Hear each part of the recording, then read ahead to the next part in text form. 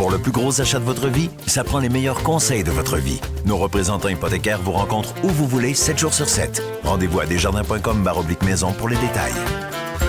M. Genet, encore une belle preuve avec l'annonce qu'on vient de faire pour l'investissement de la Caisse dans les projets. Encore une belle preuve que la Caisse de Montmagny s'implique et s'approche toujours de sa communauté. Oui, en fait, on a toujours été présent. On cherche des façons souvent innovantes de l'être. Ce qu'on vise par ce programme-là, c'est effectivement de démontrer clairement, puis vraiment de façon très évidente, qu'on met de l'argent à la disponibilité des gens pour qu'ils puissent créer des choses, puis peut-être eux aussi innover, mais en même temps, c'est comme on souhaite presque recréer la communauté, là, que les gens se rassemblent, mettent ensemble des idées, disent « Hey, on devrait faire ça, puis la Caisse pourrait nous aider ». Alors, on verra ce que va sortir de là, des projets. Moi, je suis convaincu qu'il va y avoir des belles surprises, puis j'ai bien hâte de voir tout ce qui va nous être soumis, effectivement. Mais M. Genet, vous êtes déjà dans des projets, vous êtes déjà impliqué, vous donnez déjà de l'argent. Oui. Pourquoi annoncer un autre projet pour... C'est ça, c'est un peu la question que je me pose. Bien, en fait, je l'ai dit un peu tout à l'heure, c'est de le faire de cette façon-là, c'est juste que ça le rend plus évident. Parce que quand on fait les distributions de fonds qu'on fait actuellement, souvent on a l'impression de saupoudrer, puis on n'a pas vraiment l'impression non plus que les gens perçoivent vraiment l'impact que la Caisse populaire peut avoir dans son milieu. Alors, quand on dit qu'on joue un rôle de leader socio-économique, puis qu'on s'implique, puis qu'on est comme un peu responsable de la vitalité économique, on s'en soucie. Bien, je pense que d'agir comme on le fait là, en lançant un appel de projet, ça le démontre un peu plus clairement. Alors, c'est pour ça qu'on le fait de cette façon-là, mais c'est sûr qu'on va continuer à le faire comme on le faisait avant, mais là, on veut vraiment être sûr que c'est bien perçu, que les gens vont prendre le temps de réfléchir, de nous soumettre des beaux projets. Puis, dépendamment du succès qu'on aura, mais l'année prochaine, peut-être que la somme sera augmentée, puis on verra encore plus de créativité. C'est un test? Est-ce Ouais. que c'est une forme de test que vous... Ben, non, c'est pas un test. Mais je te dirais, j'ai tellement confiance que l'année prochaine, je serai convaincu qu'on augmentera les sommes disponibles pour ces projets-là. Vous couvrez, et ces projets-là, il faut que ce soit Montmagny, Cap-Saint-Ignace et l'Île-aux-Grues. C'est ça, le territoire de la Caisse, là où sont nos membres principalement. Ça m'amène à vous poser la question, parce que récemment, on a su, et on a appris que votre centre de service était maintenant transféré à la coopérative agricole de l'Île-aux-Grues. Oui. C'est un grand changement, une grosse décision, grande décision? Ben, en fait, c'est une grande décision, oui, parce que en fait, le centre de service n'est pas transféré à la coopérative. On va apporter la précision. Ce qu'on a convenu avec la coopérative laitière ou la fromagerie, c'est eux sont ouverts beaucoup plus longtemps.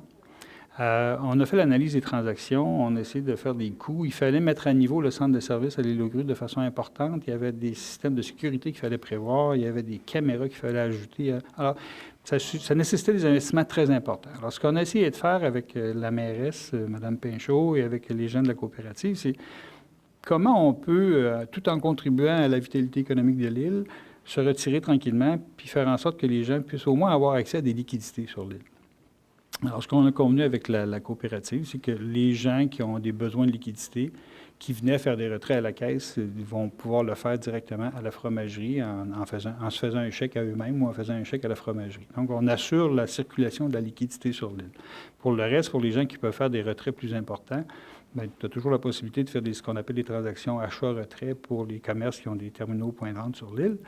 Mais le reste des transactions, après l'analyse qu'on a faite, c'est toutes des transactions qui se font par guichet automatique, par téléphone maintenant avec Accéder, qui est disponible tout le temps.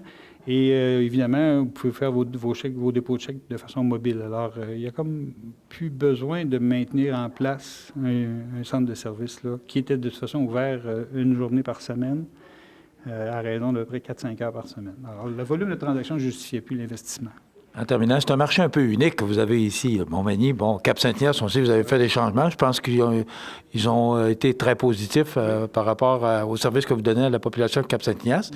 L'Île-aux-Grues, c'est un autre marché, c'est une autre façon de faire. C'est un monde, mais on a été, je pense, très respectueux. Il faut se souvenir que quand on a regroupé l'Île-aux-Grues avec Montmagny, c'était en 2011. Déjà, à l'époque, on avait apporté certains changements, mais on est en 2017 bientôt.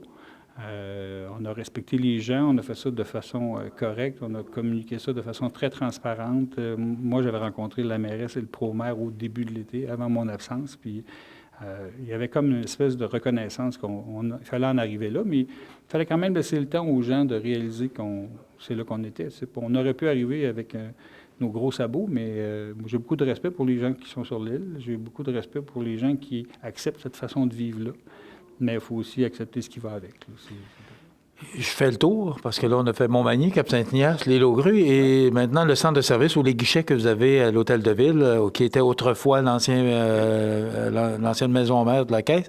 Est-ce que ça demeure ouvert? Est-ce qu'ils vont rester là? Oui, il n'y a aucun changement. Ce qui pourrait y avoir comme changement, c'est dans les guichets eux-mêmes, parce que Desjardins va s'apprêter à renouveler l'ensemble de son parc de guichets automatiques.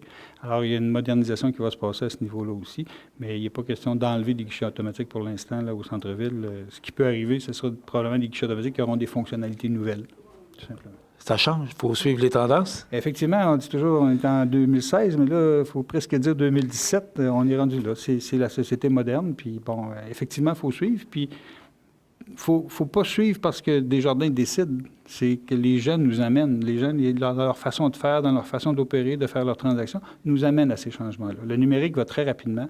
Il y a moins de transactions qui se font au guichet automatique, mais en même temps, on sert encore des gens qui viennent au comptoir. Donc, on est multicanal, qu'on dit. Monsieur Yves Genet, directeur général de la Caisse populaire de Montmagny, merci beaucoup. Ça me fait plaisir. Merci. Merci.